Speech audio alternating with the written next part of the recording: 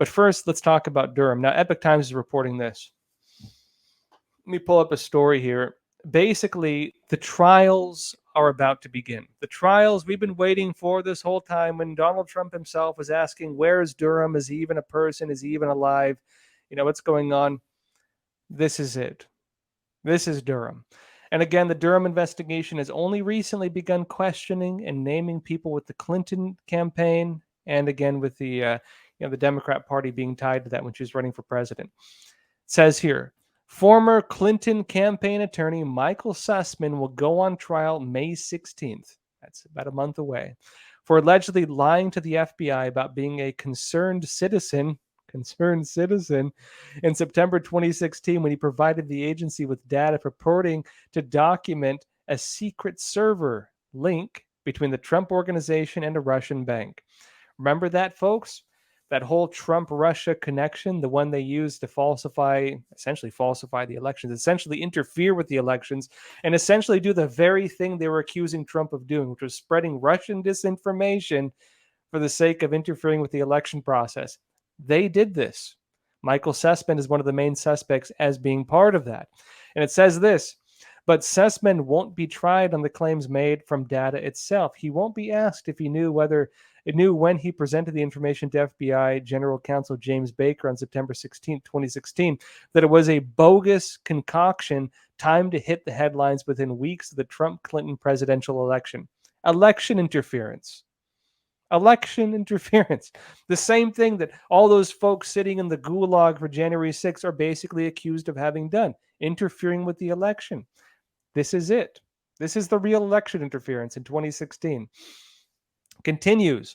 U.S. District Judge Christopher Cooper on April 13th denied Sussman's motion to dismiss. In other words, they're not going to dismiss it, to dismiss special counsel John Durham's case against him.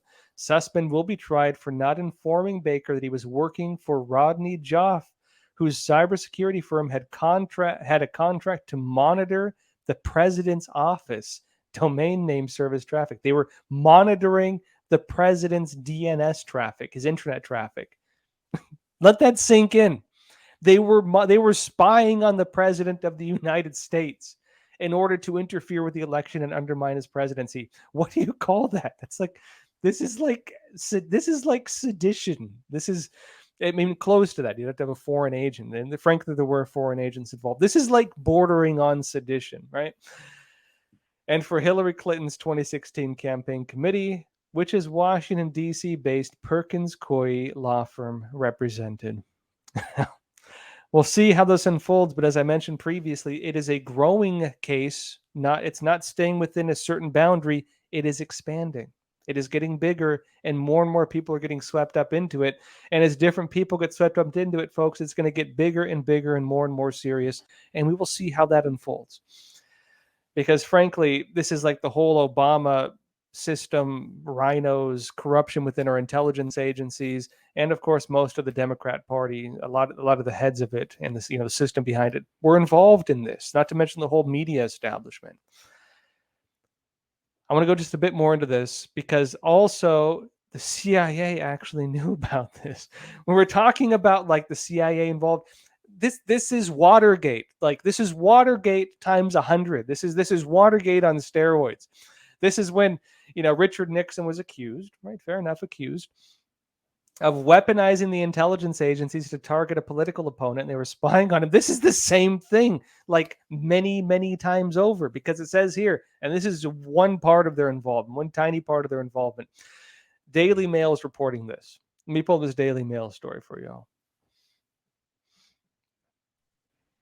All right, it says here, the Justice Department Special Counsel, the office, again, John Durham, right, has said the CIA data alleging a relationship between Donald Trump and Russia is not technically plausible. In a court filing on Friday, Special Counsel John Durham asserted that the alleged relationship with the former president and Russia, again, Trump and Russia, which Clinton lawyer Michael Sussman concluded was user redacted, which Michael concluded was user redacted, as the CIA determined. User created. In other words, manufactured. In other words, fake. The CIA knew it was fake. but they still allowed to go forward, and they still allowed these special, they still allowed the intelligence agencies to spy on the president, to investigate the president, to create a special counsel under, remember, Robert Mueller, to investigate and try to remove the president from office. And the heads of the CIA and the heads of the FBI were getting together and going on record and making it sound like this was all real, when they knew that it was not technically plausible and user created, at least according to John Durham, as he's investigating this and finding what's going on with it. It says Sussman is accused of lying to the FBI in September. I won't go into that. Now, let me go a bit further. It says he said the agency concluded the information wasn't true, going to what Durham is talking about. And this is a quote here on the document, right?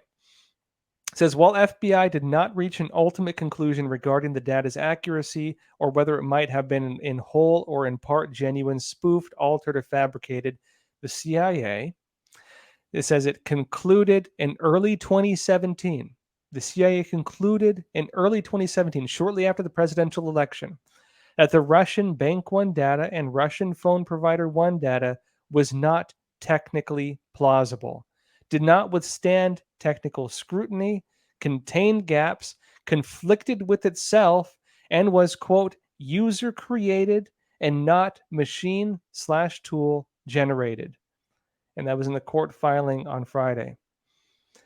Now, what did I mention previously? The way the John Durham indictments and the documents, the court documents, are unfolding is being done in such a way where it's not limiting the crimes or the scandal within the boundaries of the individual being put on trial or being charged. It is going far beyond them to create a broader picture of other individuals, other groups, and other institutions that may be incriminated as this thing grows. Now you have the FBI, or at least the CIA here. Now you have the CIA having concluded early on that basically the whole thing was fake and manufactured. And if they knew it was fake and manufactured, why did they not tell the American public? Why did they allow attempts to be made to remove a sitting president from office? Wouldn't you call that a coup if that were done in like most countries? If it happened, for example, in like, a third world country somewhere, and the corrupt intelligence agency was going after the president, you knew that they had inherent bias against the president of that country. Just imagining a scenario, you knew they had inherent bias. They're going on media in that country all the time criticizing it, and then you find that they used a scandal, falsified information, spread it through the government, and then use that to try to remove the president from office. What would you normally call that? You would call that a coup. That is the technical word for that, a coup. And here we have evidence that this may have been a coup or an attempted coup.